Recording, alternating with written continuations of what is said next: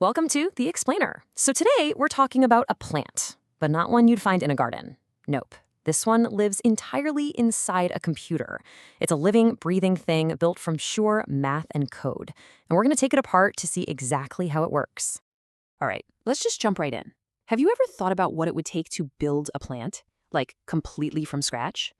And I don't mean in a garden or some high-tech lab. I'm talking about building it right inside a computer, using nothing but pure math. How is that even possible? So here's how we're going to break it down. We'll start with the digital blueprint, then look at its engine, how it actually builds itself, how it survives the tough times, and then the big one, the virtual harvest, and why this is such a game changer. Okay, first up, the digital blueprint. This is the big question, right? How on earth do you take something as messy and complex as biology and turn it into a clean, predictable set of rules a computer can understand? Well, the answer is something called a crop model. And honestly, the best way to think about it is like a character in a super advanced video game. But for a plant. It's got a rule for literally everything. How it breathes, how it gets energy, how it grows. It's a virtual organism, living and dying based on hundreds of rules pulled straight from real-world biology and physics. All right, so just like any living thing, our digital plant needs energy to do, well, anything. It's got to have a power source. And the way the model handles this is actually kind of brilliant and surprisingly simple. It all comes down to a daily energy budget. And this is where it gets really cool. The model basically treats the plant's life like a simple bank account. You've got your income, which is the energy it makes from photosynthesis, turning light and CO2 into sugar. And that income is limited by things like how much light is available and the efficiency of this key enzyme, ribisco. Think of that as the plant's little energy factory. Then, on the other side, you have expenses. This is the metabolic tax the plant has to pay just to keep its cells running and build new stuff. So this flow is basically the plant's daily financial plan. Step 1, it absorbs light and CO2 to generate that income. Step 2, it stores that income as sugar. Step 3, it has to pay its bills, the maintenance costs just to stay alive. Step 4, with whatever's left, it invests in new growth. And that final step, the net gain, that's the profit for the day. That number dictates exactly how much it can grow. It's everything. Okay, so the plant has its profit for the day. Now what?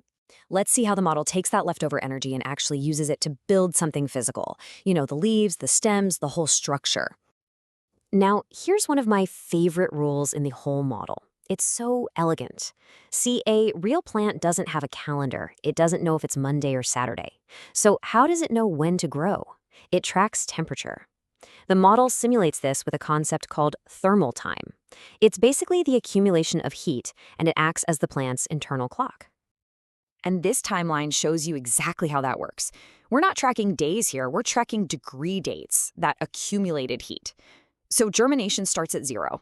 Once the plant has experienced 150 degree days of heat, boom, the first true leaves appear. It's an amazing way to mimic how a real plant just knows when spring is truly arrived. So building that canopy of leaves is like a strategic game. And it's all governed by a very specific set of rules. For instance, Rule 1 says new leaves appear based on that heat accumulation we just talked about. That's the phyllochron. Then, Rule 3 is fascinating. The model uses something called Beer's law, which sounds complicated, but it's really just a way to calculate how the top leaves cast shadows on the bottom ones. The whole point of all these rules? To build the most perfect, most efficient light-catching machine imaginable. But, life is rarely perfect, right? It's not always 75 degrees and sunny. A real plant has to deal with all sorts of problems. So for this model to be realistic, it has to be able to handle adversity too. And this is where my mind gets a little blown. The model runs the plant through a stress gauntlet. It calculates factors for everything you can think of. Too hot, too cold, not enough water, not enough food. But look at the bottom here. It gets even crazier. The model simulates acclimation, the plant actually getting used to stress over time, and even memory. A past stress event, like a drought, can change how the plant reacts in the future. It's incredible. And this chart shows you that all those stress factors aren't just abstract ideas. They have very real consequences. Look here. Under perfect conditions, you get 100% growth. But you add in just a little moderate heat stress, and bam, growth potential drops to 70%. It's a direct hit to that daily energy budget we talked about. The digital plant actually feels it. So I think this quote sums it up perfectly. We're not just simulating a static object here. The model gives the plant rules to do what real living things do: adapt, remember, and fight to survive. Okay, let's pull back and look at the big picture. We've seen the blueprint, the engine, the construction, the survival tactics. So how does this all come together? And, the most important question of all, so what? Why does this matter? This is the engine room, the heart of the whole operation. Every single simulated day, a main simulator runs a loop. It calculates the energy, pays the bills, applies all those stress factors, and then decides, okay, how much are we growing today and where? And it does this again and again, day after day, simulating an entire life cycle in just a few minutes. And this is where the true power of this whole thing becomes obvious. We can run virtual experiments that would be insanely expensive or time-consuming in the real world.